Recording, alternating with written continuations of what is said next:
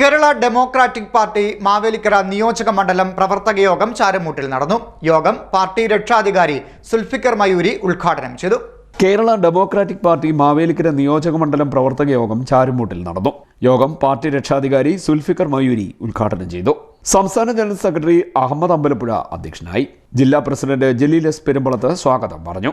സംസ്ഥാന general secretary Jiji Punthala മുഖ്യപ്രഭാഷണം നടത്തി. മൻസൂർ റഹ്മാനിയ, ഷബീർ അബ്ബാസ്, ശ്രീനാഥ് അമ്പക്കാടൻ, AK ബുസരി എന്നിവർ സംസാരിച്ചു. മാവേലിക്കര നിയോജക മണ്ഡലം പ്രസിഡന്റായി സാദിഖ് ചാരുമൂടിനെ സമ്മേളനം തെരഞ്ഞെടുത്തു. വളരെ സന്തോഷമാണ്. രാഷ്ട്രീയ കാര്യങ്ങളൊന്നും പറയേണ്ട കാര്യം. കേരളത്തിലെ ഇന്നത്തെ അവസ്ഥ നമുക്കറിയാം.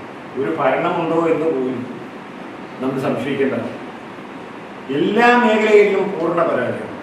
എല്ലാ മേഖലയും. ഇന്നലെ ഒരു പുഴയിൽ നിന്ന് മീനെ പിടിച്ച് വീട്ടിൽ കൊണ്ടുവരുന്നു. അതിൻ്റെ ഭാര്യയോട് വിളിച്ചിട്ട് പറഞ്ഞു, ഇത് വെട്ടിയൊന്ന് കറി വെക്കണം. ഭാര്യ പറഞ്ഞു മുളകില്ല. എന്നാൽ കയറി കയറിച്ച് വെളിച്ചെണ്ണയിൽ ഇട്ടെന്തെങ്കിലും ചെയ്യാം.